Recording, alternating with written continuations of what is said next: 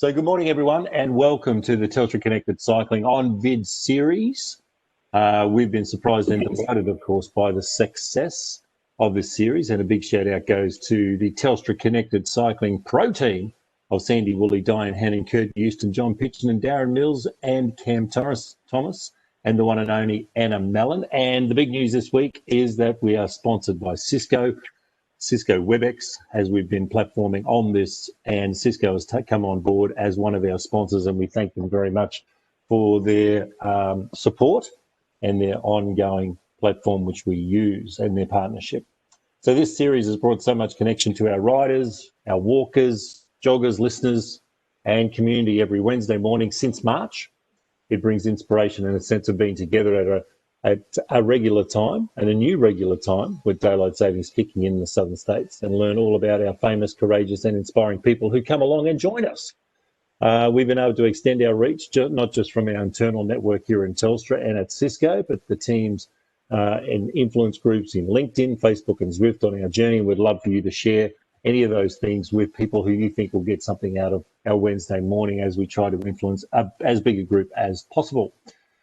So with our usual ride director, Sandy Woolley, whinging about not being able to go to Hamilton Island and enjoy some R&R, Diane Hannon is going to step up, and she's going to be doing the hard work on the bike. And she's in the position of ride director this morning, or directress. So please, over to you, Diane, to address the group. Thank you, Duncan. I'd like to think it's a new and improved version of ride directress. There's no risk about that. You can hear me all right.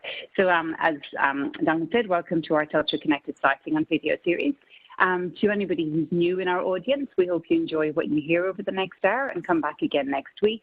We encourage you to turn on your video, whether you're out walking, whether you're cycling, or whether maybe you're just in your bed, although you can keep that to yourselves. The pace today is going to be at a 2 to 2.5, which is your typical pace, but for everybody, they can ride their own and they can join in as they see fit. Please do stick with the beacon, however, for the first 5 or so minutes, so at least that allows us to form some kind of a blob. The ride today is sand and sequence, which is a kind of a lumpy rather than a big hill to start with in our other rides, which we often do. At the 30-minute mark, if you can all just look for either the red or the yellow beacon. We're going to take a snapshot on Zwift, and then we're going to allocate a prize to whoever is closest to the beacon. So that's a 30 minutes, yellow and red beacon. Look and stay close by. The prize pack, which is pretty cool, it's a ride or a walker's pack. It's sponsored by Cisco, so thank you very much to Cisco Webex. And then the last call out is just if you can encourage anybody else who you think will benefit from this, please encourage them to join us, and also follow us on LinkedIn and Facebook. And over to you with 30 seconds to go, Duncan. I can turn on my trainer now. You can. Get pedaling. You should work in TV too. That was good. This morning, so the Webex, the Webex ride, the Zwift ride is about to get underway. It's got around about 30 seconds until ride out. So in that time, please start pedaling. More people are joining us all the time. Good to see Jackie here. Hey, Jackie. Nice palm tree behind you. Very natural. So this morning, and this is one of the great pleasures of Telstra Connected Cycling, is that we get to speak with wonderful people.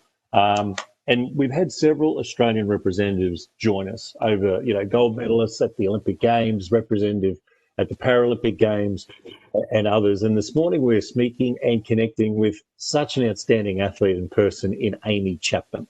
Amy is what we call in sport a born winner with a super long career in the Women's A-League, overseas as well in the US, and also representing Australia on the national team, our Matildas, on 20 occasions in what they call the beautiful game. It's not soccer, it's football. So ladies and gentlemen, please welcome a mad keen cyclist as well, but a wonderful representative for Australia in the sport of football, Amy Chapman. Put your hands together for Amy Chapman. Hey, Amy. Morning, all. How are you? I'm very well, thank you. Thanks for having me. This is such a great setup. It is a great setup, and talk about a great setup. You're working in television now, and we can't half tell with your wonderful backdrop with a natural plant and contrasting brickwork and things like that. We're going to get to your television career, which is going bunter, in just a second. But you're an Albury Wodonga girl. Yes, absolutely love a border town. So yeah, grew up in Albury, and it's fantastic. Really fantastic for riding. I wish I was riding back when I lived there, and I've still got family there and a nice farm down there. So love to get back when I can.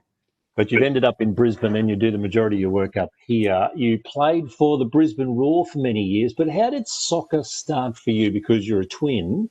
And so was it just a natural, I guess, competitive streak, and a ball was going to be involved because the wide open spaces of Wodonga?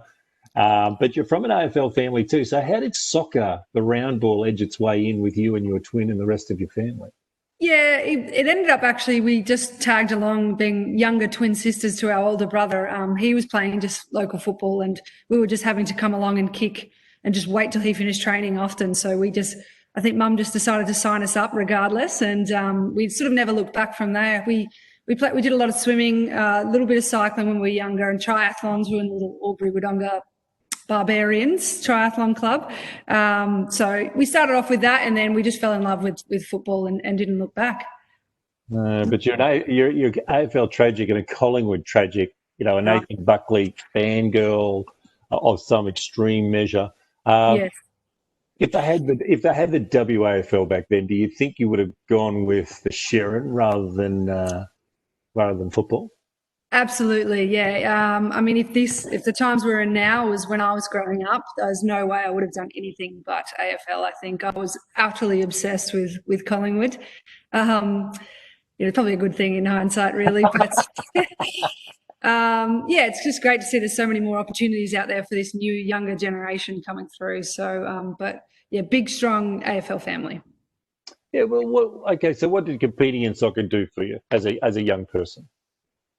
Oh, took me to many, many places, across Australia. Even being in the country town, we'd go and compete against all these other little tiny towns in New South Wales. So, and then abroad, lots of different World Cups in Russia and all across the place. So it is really, I lived and breathed football for a very, very long time. Moved to the AIS for a few years in Canberra.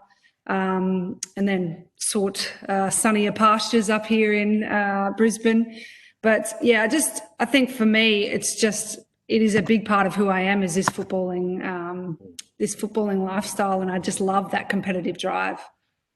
It was your early role models, because you would have been coming into the sport as it's emerging, and now we live in a reality where women's sport is everywhere. You know, women's cricket, so exciting to watch. Of course, there's always been tennis, but women's sport, when you would have been coming through, Amy, and I'm not saying you're an old person, but I'm just saying when you emerged with your eyes up to maybe wear the green and gold, it was just starting. So who were your early role models? Who did you love to follow?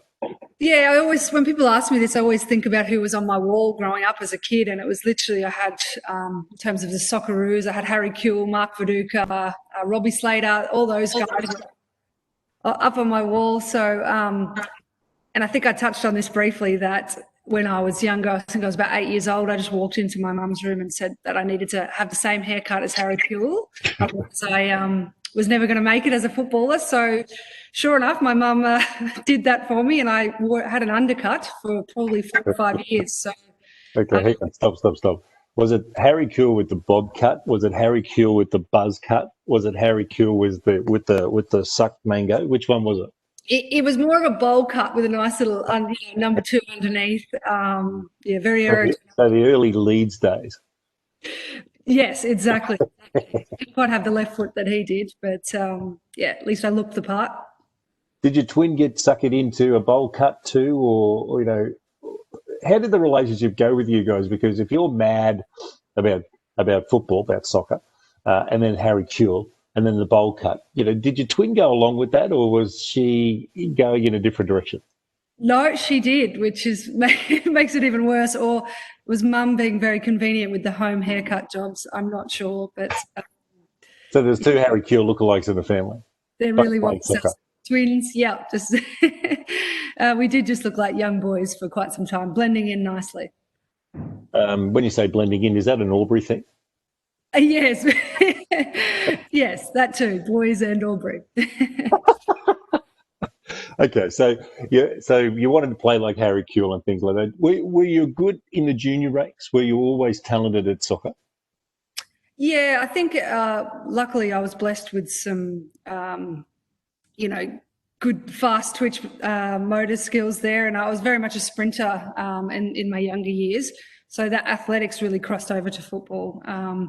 But yeah, I think it was myself, my twin and I. We were very competitive, and even actually it was excellent because you have a permanent training partner with you wherever you go. So we were never without a passing companion. So pretty early on, we played in the boys' ranks and only played with boys up until we were about 16, actually. So there were no female teams strong enough really for us to be playing in. So it was pretty evident we were going to go quite far quite early on. All the way through your story, we talk about the men's game and the women's game and things like that. And sport can be very, very sexist and things like that. But do you look at that as an advantage back in the early days to be playing with the boys who were maybe physically stronger, a little bit quicker, a little bit less compromising and things like that, rather than having a women's team? Yeah, absolutely. And I even say now, to challenge yourself, if you're the best person in your team, you're in the wrong team. And that's sort of how we took it when we were in Albury. We always played with the boys, or when we were playing with girls, we would play, 4 or 5 levels higher than our age groups. So we always like to challenge ourselves in that way. I think we definitely embarrassed our brother by coming along and training with his team.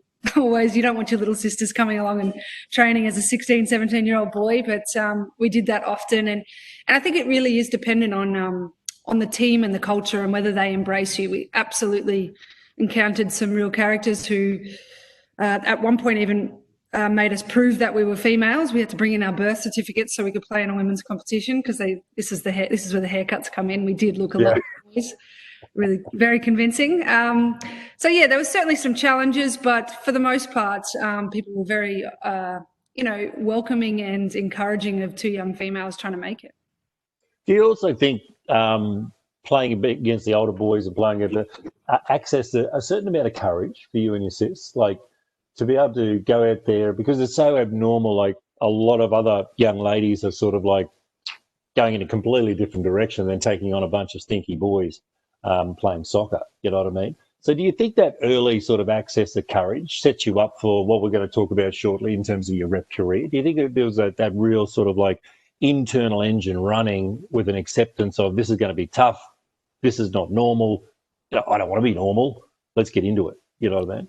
Yeah, absolutely. I think a lot of boys football clubs from where I came from, there was a real no-nonsense kind of attitude. They had no time for show ponies or anything like that. So it's quite humbling for us to be there. And I think for them, they kind of took us under their wing and showed us sort of what you need to make it to that next level. So we were definitely very tough cookies. And when we came up against the Metro crew, you can tell a country kid from a long way away. So, but I will mention that when I started training with females, it immediately realised that the smell of men and sweating and working hard to women's cherry blossom and coconut is a big difference. All right. I think your memories have fallen into fantasy in terms of a bunch of women running around chasing a ball are going to smell like cherry blossoms, but I get your point. It was a big difference in contrast between BO. Hey, listen, can you remember your first rep team when you first got sort of noticed for whatever reason? Maybe it might have been that tough country attitude going out there and getting the job done. But can you remember and tell us about your first rep team? Yeah, so we were playing you represent Albury to begin with, and you play off in all tournaments against Griffith and Wagga and the surrounding areas. So we were in an all-boys team there. And then you sort of, from that tournament, you get selected to represent Riverina. And we actually had to go into this camp. I remember this quite clearly because there was, I think, 200 people trying out for a few different age groups, and I was the only female in the whole entire camp. So it was a 3 or 4 day camp, and I felt very uncomfortable. They certainly made sure that I felt okay and those kind of things, but I certainly stood out like a sore thumb. But happened to make that Riverina team, and then actually got selected for the state team, which is absolutely, it's unheard of now, but back in the day that was allowed. So that was, I think, the under 14 New South Wales team. Sort of still the only female to be selected in that squad. So a little bit of a win there. Absolutely. So when was the emergence of the Women's League for you? Because, you seem to have bridged the gap between it didn't exist and then it did exist, and you came into the Canberra team in 2008, I think it was. So when did the league start, and when did you get a start in the league? Yeah, so this was an interesting time. I think I was in around year 11, year 10 or year 11 when we got identified by the Nationals to the Australian under-20s team. And they just said to us, if you want to make it, you need to be living in a city, essentially. So, it was very tough for my parents to decide to let us go, away from our education in year 11 and year 12 and move to Canberra. So they sort of said, you're either going to Canberra or Sydney. Pick one. So we just went to Canberra because it was a little bit closer, and the thought of going from Albury to Sydney was a little overwhelming for us. So, moved up to the AIS there, and I think that was the first season in 2008. We played as sort of 15, 16-year-olds in what was the first round of the Women's W League. It must have been surreal going from Albury into the big spoke into Canberra. And then going into this national comp where everybody's watching, like everybody just wanted to know if this women's thing was going to go okay. We didn't know what to expect. We didn't know how to handle it as spectators and people and followers. It was taking up space on, I think it was Fox that put it on in the early days. So there was people commentating it. As a fan, you're getting to know people like yourself, Amy, where they're from, their background story, why they're on the team, and even who are the teams. So for you on the field, what did it feel like running out there in a national comp? Yeah, I think it was very exciting to see, the birth of this new women's league. But certainly you did notice the critics were louder than the supporters, which was, is an ongoing thing in women's sport. But the game has developed, and it's great to see where it's gotten to. But it was certainly tough in those earlier days, and the budgets were next to non-existent. But I think we were all a bit naive and excited about where we could take this. And certainly a big step being a 15-year-old who was still probably 4 or 5 years younger than everybody else in the squad there. So sort of a deer in the headlights out there, but enjoying it, because as soon as you step on the field, you know exactly what you need to do. That was where I felt most comfortable. I knew what I was capable of. So everything, all the other noise sort of sunk into the background.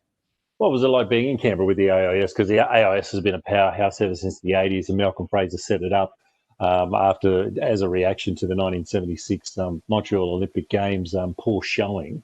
And the AIS has just continued to build and build and build and build, and no matter what the sport, it seems to have the best of everything. So how did you go with the extra support coming in from Albury, playing that rep footy down there for the Riverina and stuff like that, but coming into Canberra, it must have felt like you were almost Ronaldo or something like that with support.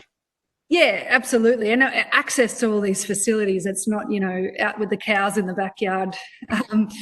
It's very, very different, but it's such an amazing setup. And football at that time was an emerging sport for them. A lot of the funding goes into all the best chances of winning Olympic medals, and football, particularly in the men's space, we are not a high chance of winning that. So we were a little bit out of it, but geez, I got to meet and train alongside some talented people. I went to the sporting school there, and I think Paddy Mills and I were in the same class for a little while. So it's quite unique to be able to see how far they ended up going in their careers as well. Yeah, I think when I was at the AIS for about 18 months, George Gregan and I used to deliver the mail. But anyway, it's all good. And we've look at us now. Hey, listen, were the people on your walls changing now that you're being exposed to great female athletes and coaching, and the women's league around the world was taking off in the late 2008, 2009, 2010. So were things changing for you where your vision was going? Yeah, I think I saw more opportunities to go abroad. It was very much encouraged if you're a Matilda to stay in Australia and stay within the setup that was there. Ironically, no, my role models still remained as males, other than those I played with on the field who I thought, geez, I'd love to be able to do what they can do. And so more on a day-to-day basis. But yeah, again, it's still that visibility of female role models in football was not there. So still a big Nathan Buckley fan, still following the AFL. And even a little bit of rugby league and the Parramatta Eels. So I'm a massive sports lover of all things. So I think you just find unique role models. And if anything, I'd have to say my biggest female role model at the time would have been Kathy Freeman, because she was just incredible, and I think the whole country fell in love with her. So you find them elsewhere if they're not in your own sport. Yeah, absolutely. Kathy Freeman, she's a great person to look up to. Hey, listen, what type of player were you? You went in as a striker, you're a striker. Did you feel the pressure of that? Because you've got to get the job done, as you've said a couple of times, and you take that sort of like attitude into your game, and you've got your skill set and you work on it and you're improving your strengths and working on your weaknesses and stuff like that. But what type of player were you, Amy? Were you angry? Were you dirty? Were you a dirty player? If we scratch down to the surface, will we find a block of roach or what? You will, yes, you will find. I think you've got to get a little bit creative, and you learn these skills as you go on. But because I'm quite small, you have to get a bit creative with how to make your presence a bit bigger. And there's little cheeky tactics that you can learn, especially if you're jumping up for a header. You push off on the opposition's toes. That usually gives you a bit more of an advantage. There's cheeky things like that you learn along the way that actually makes a big difference in the games. But I was very quick and, I suppose, cheeky. Very creative, and that's usually what your forward attacking players, that's what you want from them. You need them to be athletic but also very creative. So I loved that side of it, but it comes with pressure. If you don't score, you technically didn't have a good game. So it's tricky. Okay, to be that dirty player that you keep describing, was there any rituals, were any ways that you used to walk out onto the pitch and sort of look at the opposition? You would have done your homework on the opposition, who you're facing, what they like, what they don't like to have the ball, their weaknesses, and you're trying to exploit that. But was there any 2 or 3 little rituals that you do in the sheds before going out there, or you do in the build-up to a game, or you just knew that the opposition hated, so you're always going to do it? For me, it was all about building up my own confidence. I think a few of us used to write a few keywords maybe on our wrists, so we'd have some strapping tape there, and it would just be something that I wanted to focus on for that day. And it could be literally as simple as recovery runs, so that, you don't get caught up in the moment and you're transitioning back in, or just a little bit of a confidence boost to just back yourself sometimes, because you get a bit caught with all the noise out there. So that was definitely a ritual of just putting a few little notes out there to myself, so whenever you get tired, you look down and you can remind yourself to focus on that. Absolutely, we do things where we look at the other team, and I'll pick out someone that I'm going to target for that game and say, if I plant myself on them, I know I'm quicker than them, I know I'm this. You get clever with trying to target your strengths against their weaknesses.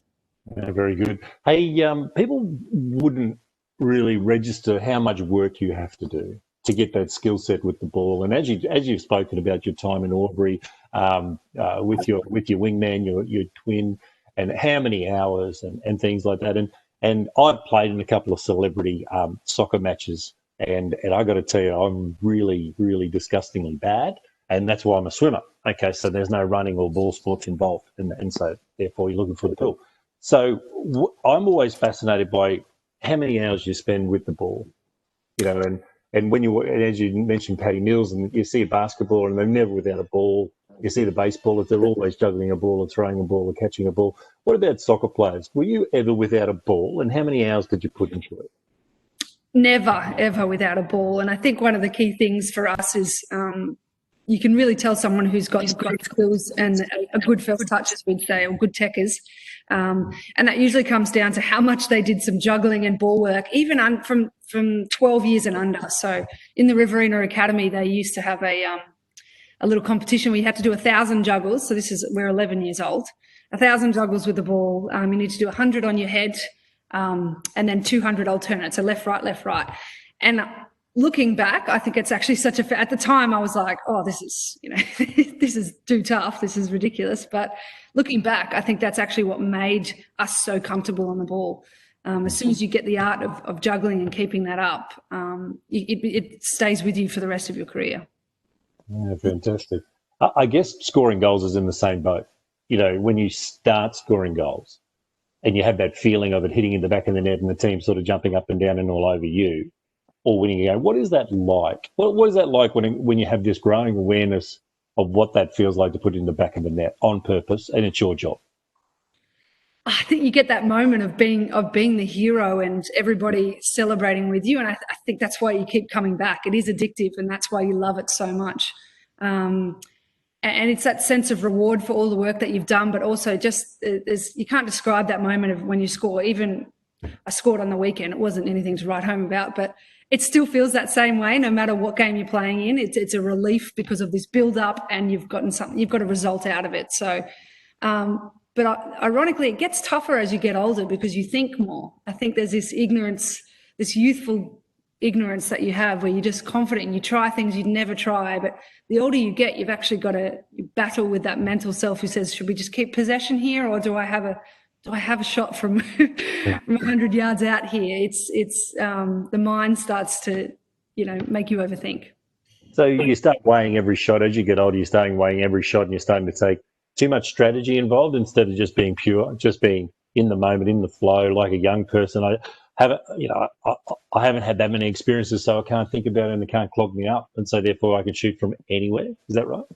Literally. And you see this sort of youthful, ignorance coming through. That the Caitlin Ford, Sam Kerr, those girls, they come out and they have the audacity to try things that the rest of us are like, oh, there's no way I would have go at that. So I think you do lose that in time because you remember those moments, or you remember the coach yelling at you saying, if you try that again, I'm going to drag you, sort of concept. So it gets tougher to be more creative as you get older. The audacity of youth, hey? And a coach has to balance that up between wisdom and youth. Hey, why did you come up to Brizzy? Because you're at the Strikers for 2 seasons or 10 games or something like that, just as the league was kicking off. There weren't too many teams out there actually fielding women's teams, so the National League was quite small. So you're in Canberra for a couple of years. What did you get drafted? Did you just want to get away from that stinky Canberra when it's just foggy all the time, all the way through to 2 p.m? What brought you to Brizzy? Yeah, it was a bit of a gradual step to a bigger city, I think. But I recall, after that first season, the Matildas coach said, you need to be where the rest of the Matildas are so that we can run smaller camps, sort of thing. So really the majority of the Matildas at the time were from Brisbane or Sydney. So he said, pick one. And I essentially got told from a coach that I needed to move cities because there was only 2 of us in Canberra that were in the national team at that time. So you've got to surround yourself with the best players. So it didn't take me too long to pack up and leave the cold and say, okay, I'll choose Brisbane. And I've been here ever since. Yes, and what was the Raw team like that you came into? They would have been excited to have another Matilda joining their team. But what was it like moving up here and then joining such a quality squad? Yeah, at that time, the entire starting 11 were Matildas. So it was definitely the best competitive environment you could be in. We trained out at the Cusack Stadium, which is fantastic here, if you know that from Brisbane. The setup was excellent. So I think you want to surround yourself with the best players who are challenging themselves and see how they live, see what they do once you leave the football field, because I wasn't really exposed to that at my younger years. So it was just great to be around like-minded people, and, the journey really began there. I think Australia has this fantastic way of naming their squads. You've got the Kangaroos, you've got the Wallabies. The Matildas is just such a brilliant name for a national team. Can you remember, and can you tell us about what it was like to get your first Matildas jersey? Yeah, that was huge. And I am happy that we're called the Matildas, because sometimes I do think the hockey roos, it just doesn't sound intimidating enough for me. Anything with roos on the end, I think, not scary enough. The Gillaroos, mind you, they would be scary. Yeah, they would be. But so it was a massive moment for me, and I think, and a massive moment for my family, I suppose. You forget that they've come on this entire journey. They've lived every high and low, and every time I've come home upset, or did make a team, didn't make a team. So I think it was probably more relief than anything else. And just knowing, you made it. There's a huge, exciting path ahead of you, but you have that moment where you got to represent your country, and all the hard work paid off, really. Yeah. Did you keep your first jersey? Yeah, my mum has an enormous box full of them somewhere. Oh, a shrine. Your mum's got a shrine in Albury, has she? She's in Sydney, but yes, okay. There. Yes, yep. Yeah, very good. Mums are great at keeping all your memorabilia, so you've got something for your kids later. So, guys, if you want to ask a question of Amy, and we've covered a little bit of story at the moment, and we're going to head into some tough stuff at the moment. So, if you've got a question for Amy, please put it in the comments, and we'll read it out. We've got Nick Hoare, who's going to be coming along and giving us a voice from the bunch to thank Amy a little bit later on. But Amy, it hasn't all been good.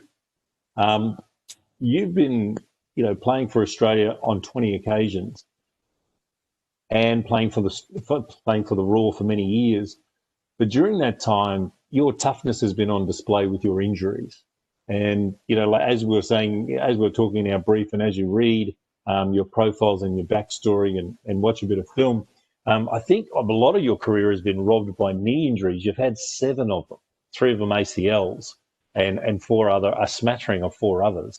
But you've shown so much resilience to get back after injury, recover, and reclaim your spot on all these teams.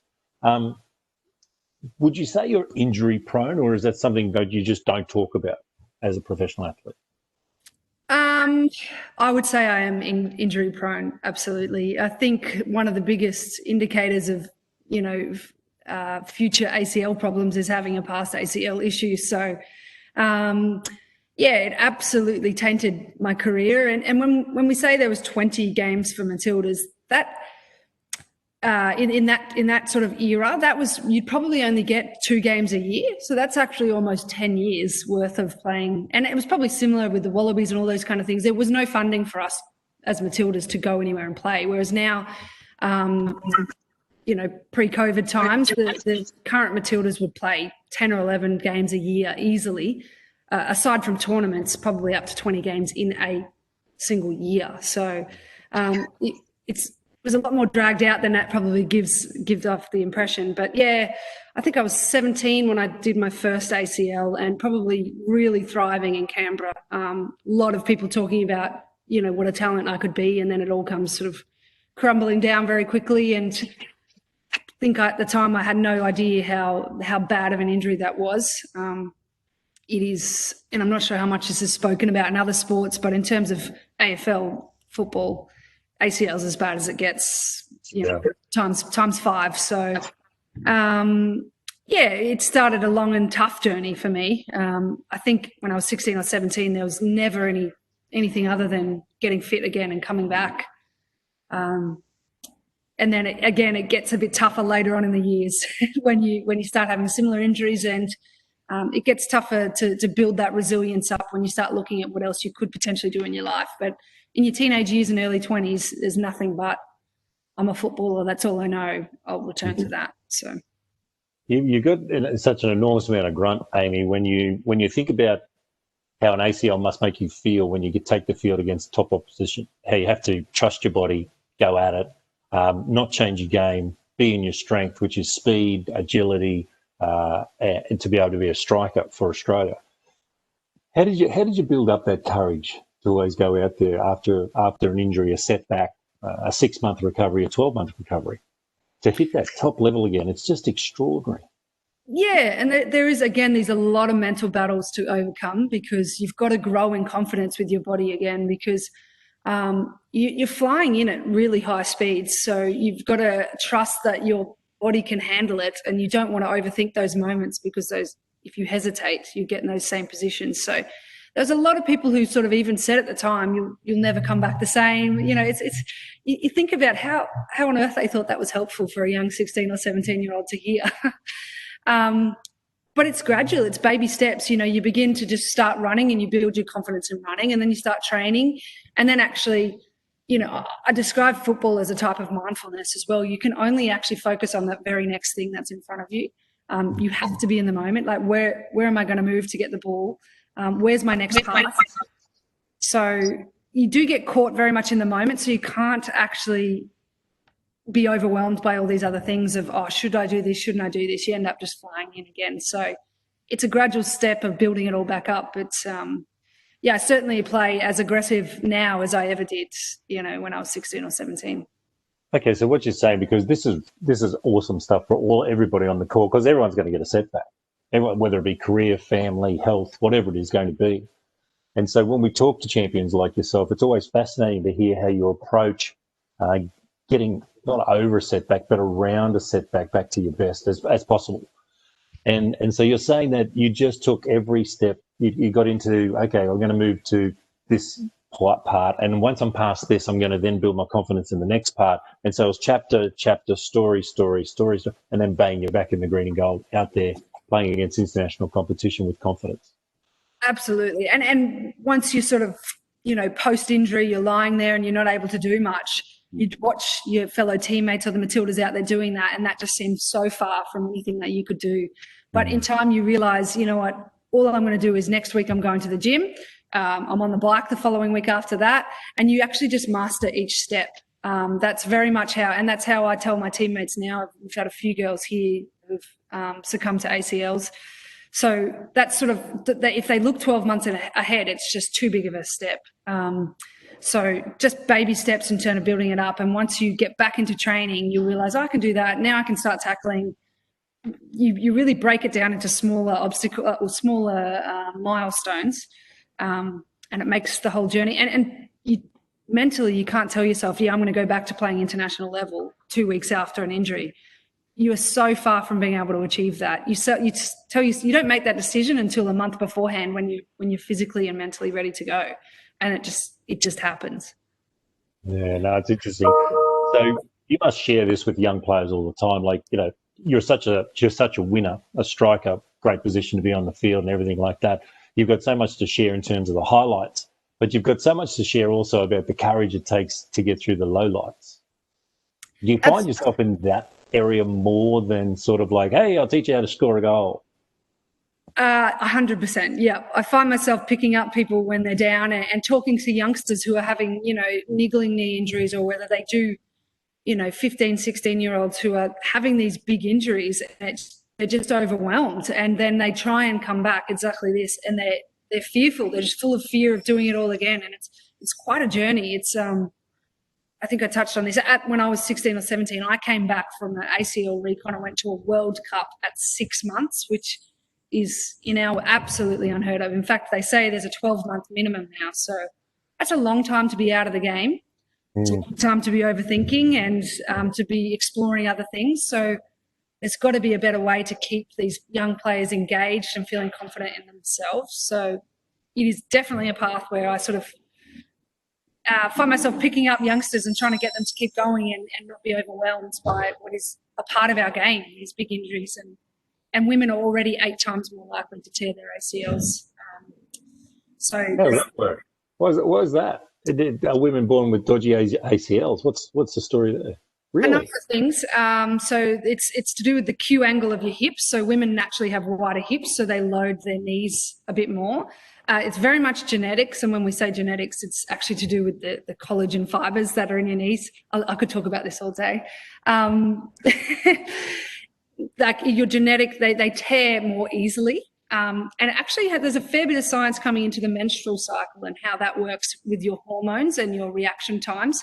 So in the US, they had controlled menstrual cycles, and they significantly improved their rate of knee injuries. So there's a lot of research still going, but unfortunately, it is part and parcel of being a female athlete. Unbelievable. That's great. Now, we're going to call on your inspirational words now, Amy, because we've got a couple of questions about young athletes. So this is from Jeff Coombs. Hi, Amy. What advice would you give to young girls who are loving the sport and seeking to get into some development squads? That's part A. And part B is from Gareth. A question from my 14-year-old Eddie, who is soccer mad. How much harder do you think it is to make it in soccer versus a decade ago? Any advice for Eddie, who plays in the NPL in Victoria? So sort of the same question. Yeah, they're great questions. And the NPL is a fantastic setup now. There are lots of different pathways available.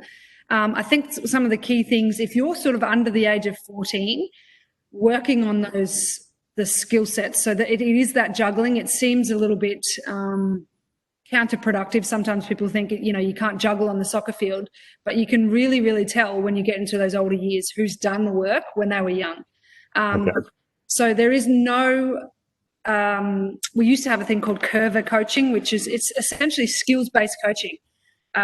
I think that's incredibly important for youngsters. You've got to get out there and be very comfortable on the ball in your left foot and your right foot, because it's a tricky age for 14 teenage kids, because a lot of it comes into size. It comes into, and this will be the same in many sports.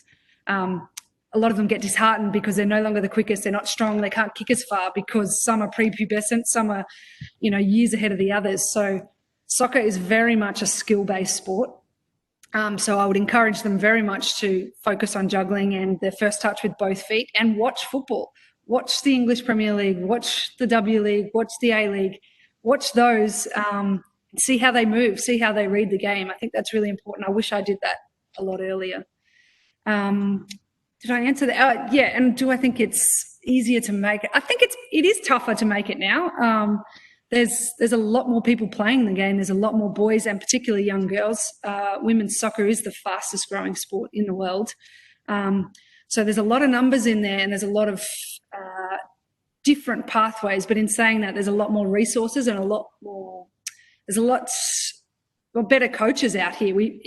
10 years ago in Australia, we just didn't have any.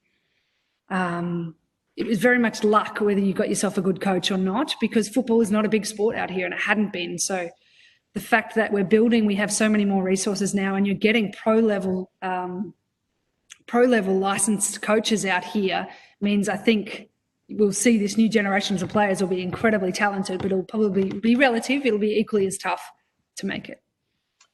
So skills are more skills. If you're looking at any sort of representative or playing in the National League and stuff like that, overdose on skills, overdose on juggling, because your skills translate across most sports. Tell us about the $1 million kick you did for the footy show one time, because this is what you're talking about. It is basically learning how to keep the ball in play, both feet, eyes up, and that overwhelming skill. So tell us that whole story about how the footy show came along with $1 million kick with a rugby league ball, and you girls put it straight over the black dot.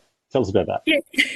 This is probably 4 or 5 years ago now, but the NRL footy show were doing what they called a $1 million kick. So at halftime of one of the round games, somebody who'd put in and won the opportunity could kick for $1 million. So if you could go from, there's a little picture there. If you could kick from 40 yards out from the sideline, you would win $1 million. And you could choose to kick dead in front from 40 yards out, and you win $10,000. So I didn't know anything about this. We just happened to get a call from Triple M radio up here in Brisbane, and they just came along to our football field one night and said, we've had over 100,000 people apply to do the $1 million kick, and no females, none. So they wanted to go on a little bit of a journey of trying to prove that females can do this. So they, the irony is they couldn't find a local women's rugby team, so they came down just to the soccer fields and grabbed a handful of us and said, let's have a go. We've never kicked a rugby ball in our life. I couldn't even actually put it on the cone properly. It took me about 10 attempts. But the actual kick itself, we literally, Claire Polkinghorne, who's still in the national team now, and I both stepped and we had a crack, and we got it straight away. From dead in the, straight in the middle, and from the 40 yards on the sideline. So it is one of those sports that luckily gives you transferable skills. Didn't win $1 million for that, just won bragging rights. So that's a massive jip. Like that is a great story, and then it's a nightmare story. Like that's just bullshit.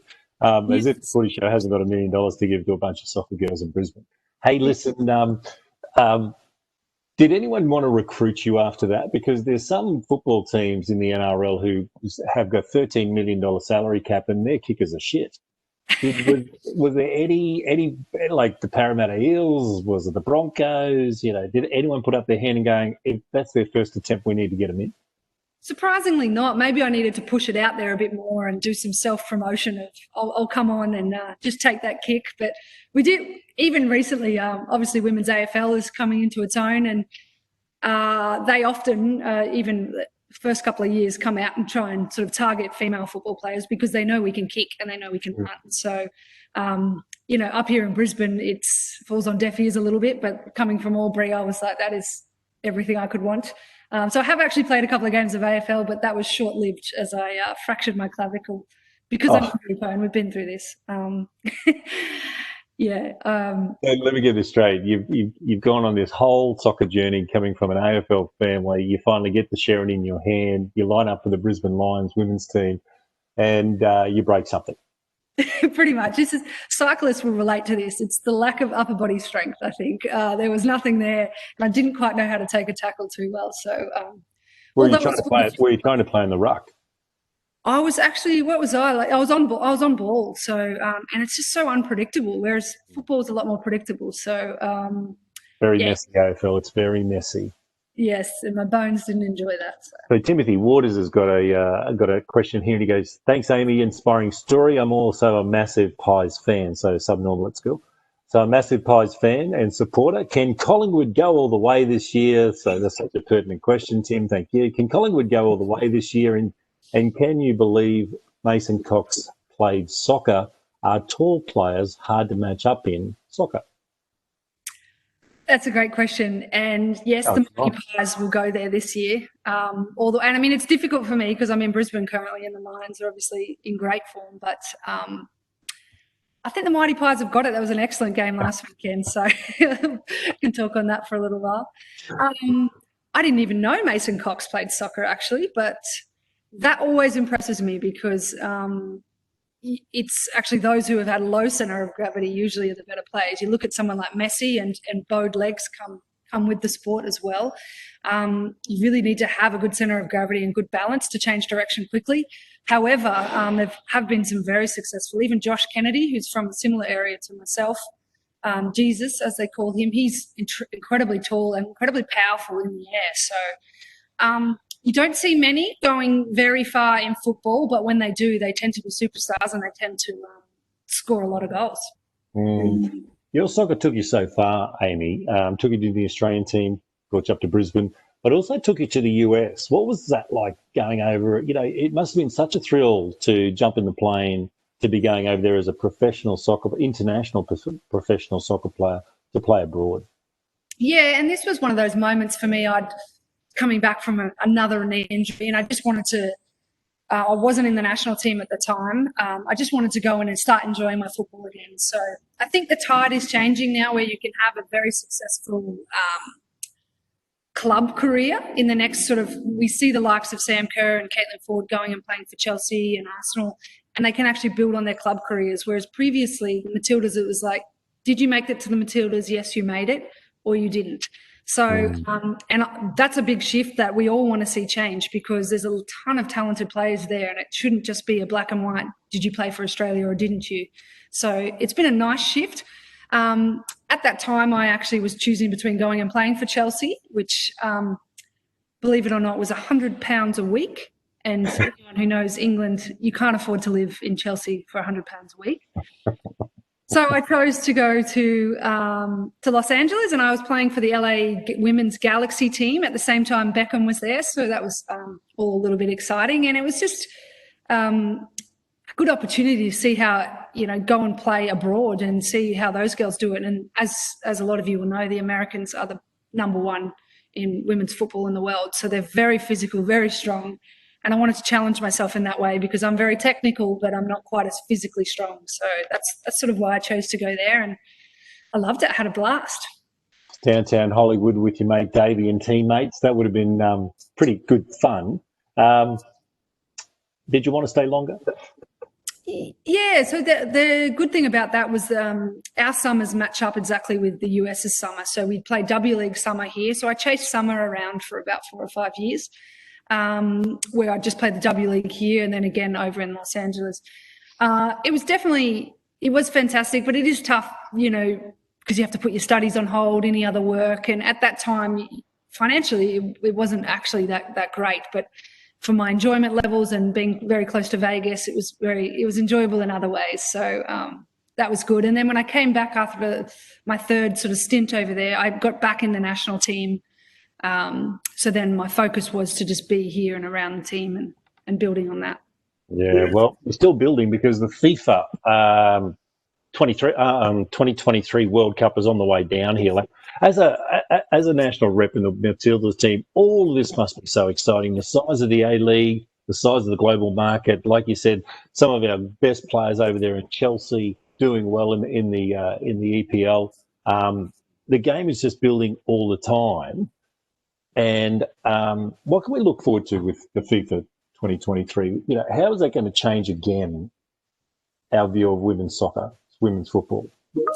This cannot be understated how big this is for us to get this tournament. It was a year where we needed some good news, and for women's sport is taking off, and to bring the world game here, it is absolutely unbelievable. I do harp on about this quite a bit, but it's still a few years away, but it's the perfect time for us. We do have this golden generation of girls who are absolutely batting well above their weight. Batting out of their league when it comes to the global stage in terms of talented players. So this is our very best chance of winning medals. And Australia is really, because of the talented players we've produced and the success of the W League, we've had some of the best players. We've had the Ronaldos of the world come out here and play. And I think we're only probably getting to see that in the limelight now. But yeah, the Women's World Cup will just be fantastic. We're at the early stages of finding out where these games will be held. It'll bring a big boost to the economy, and even more so, puts all these new role models out there for this next generation of footballers, and hopefully steal some talented female players back from AFL. Well, that's what these big games do, of course. They go and get talent from basketball, netball, AFL, cricket, you name it, and everyone and the whole sport targets it. Talking of targeting, your telly career is going extremely well. Did you always want to go into the commentary box after you got off the pitch? I knew I loved to chat. I can talk, and it's probably why I enjoy cycling so much, because I can chat. So I think it's actually been a real blessing for me. I didn't necessarily know that's where I wanted to go. I knew I wanted to give back to the game in some capacity, and I was heavily involved in trying to help some of the transitioning for players out into the next stage of their career, partnering with corporates, and because a lot of these young girls, their careers might end at 27, and some have studied, some have done nothing else. So for them, it's a tricky age to be, having no work experience whatsoever. So I looked into that space a bit more first. And then, when the Women's World Cup came around, I got the gig to do some commentating there, and I have since fallen in love with it. So from there, I've got to do a little bit with Channel 9 and the Wide World of Sports. So Talk All Sports, which is just heaven to me, because I do follow the majority of sports pretty closely. So, I think I've really coming into my own now. I'm enjoying that. Done a lot of work with Fox as well. So I'm sort of the go-to for the Matildas games, and also some Men's A-League and the English Premier League. I think I did mention I probably bit off a bit more than I could chew taking on the English Premier League, because then they said, you can talk about the Bundesliga and the La Liga. And I was like, yeah, absolutely. Well, that's the thing in TV. You just got to keep on saying yes, and you're laughing. Yes. And I'm so glad, and you're so politically correct, not to mention those stinkers over at Optus that you're doing some work for too, because they're just losing. Hey, listen, when we were talking about your injuries and how you basically used your courage to move into the steps and recover and things like that, you work for Striker, you do an enormous job with them, you're doing the television and your cycling and things like that. How do you compartmentalise it all? Because, you've really got this activity humming at the moment. And like you said, I might have bitten off more than I can chew if they keep on adding leagues to your commentary and things like that. So for everybody at home, because everybody is busy, everybody's trying, like you, to build their careers for security and to contribute and make impact. How do you go about your work? Do you employ a lot of what you've learnt during your representative years in soccer and things like that to your career and life? Yeah, I think that's one of the benefits. Obviously, when I was playing and not knowing how long my playing career was going to be, and coming from a family that's a very academic family, they're all lawyers or in law or lecturers of law and those kind of things, and we were the little football stars. They were always pushing education very hard with us. So I always had that mixture of football, doing a little bit of work and studying. But I've since learnt in my time with Striker that that's the only way I can work well. The more I have on, the more work I do. And I actually fall apart when I have less going on. So if I just have one thing to focus on, I'm awful. I am just get distracted quite easily. So I think in time I've worked out that I thrive on having multiple balls in the air. And it allows me to focus on little things for short, sharp periods of time and then focus my energy somewhere else. So I have a lot of energy, and again, the same thing, I like to, even from a sports perspective, have a lot going on. I've played football for a long time, but I've always either very into gym, very into cycling, very into swimming, very into something else. I don't thrive well doing little. We better get you into Telstra. We've got plenty of projects in Telstra that we could aim you at. We can load you up quite easily.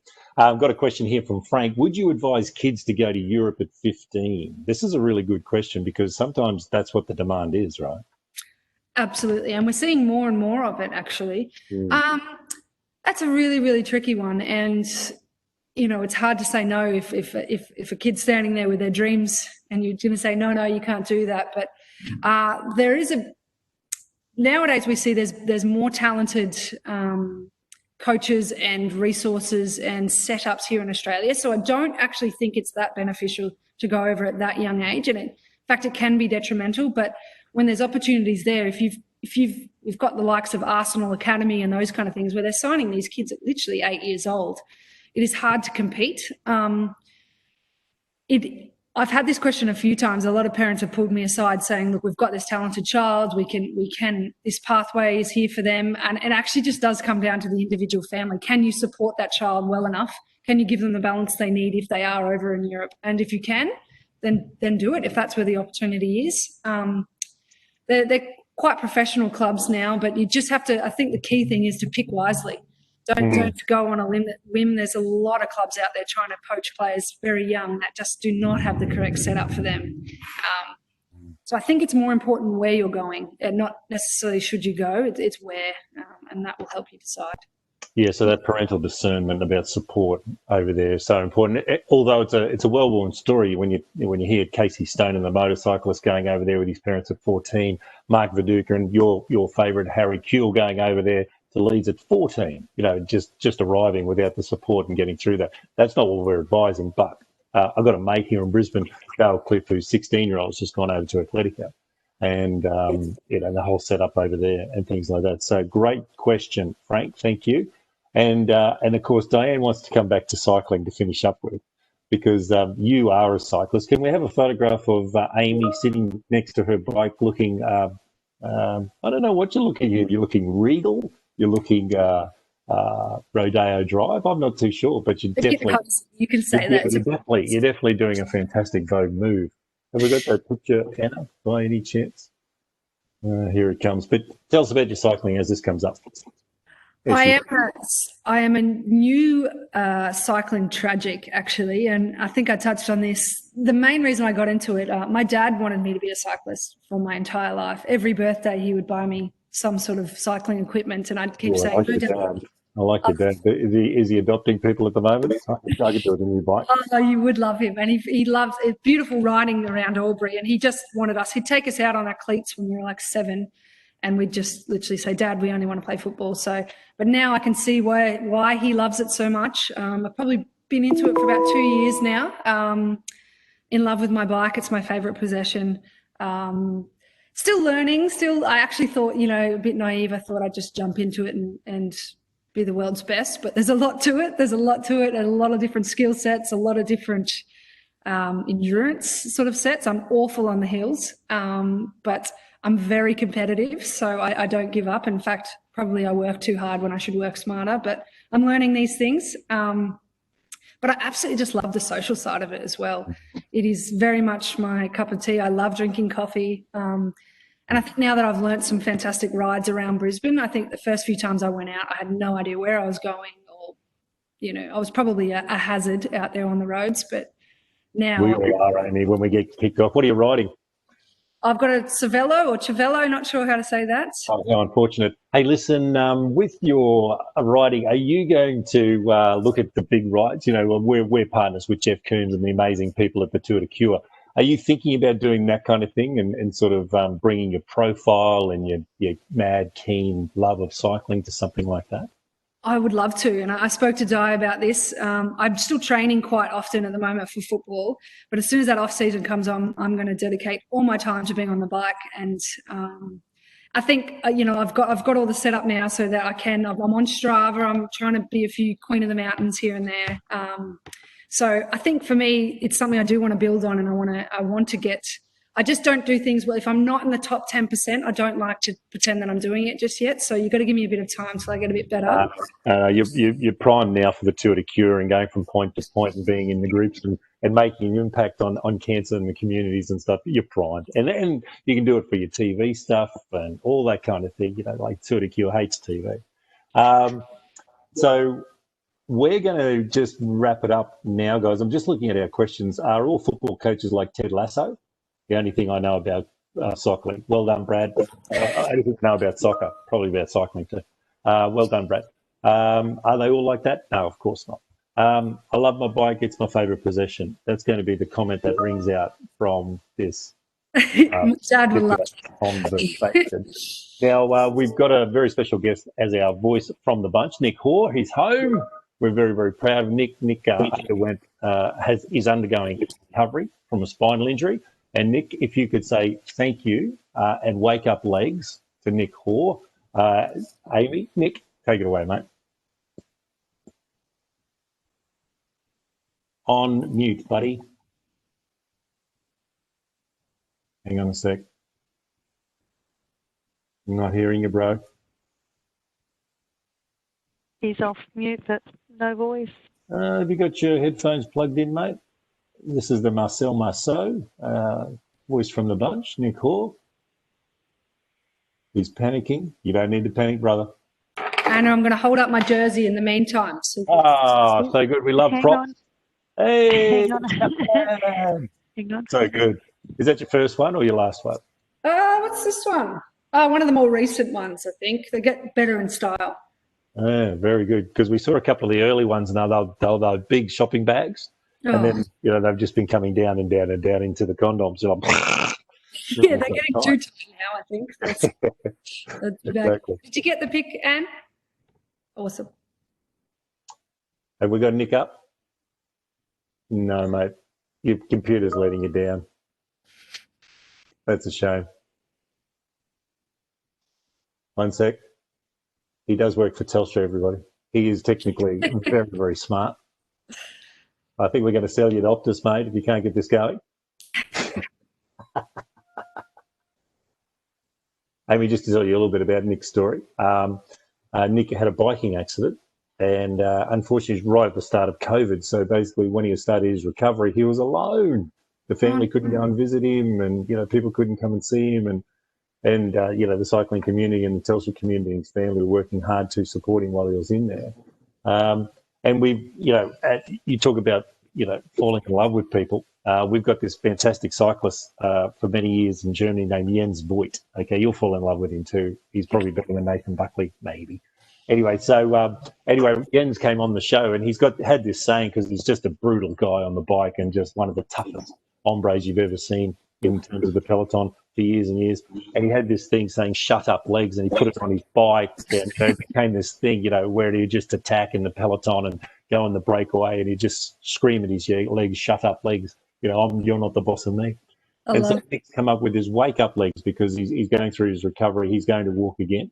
And so he's got this whole connection with Jens that we're trying to get up and running. And his family and friends presented him with this shirt.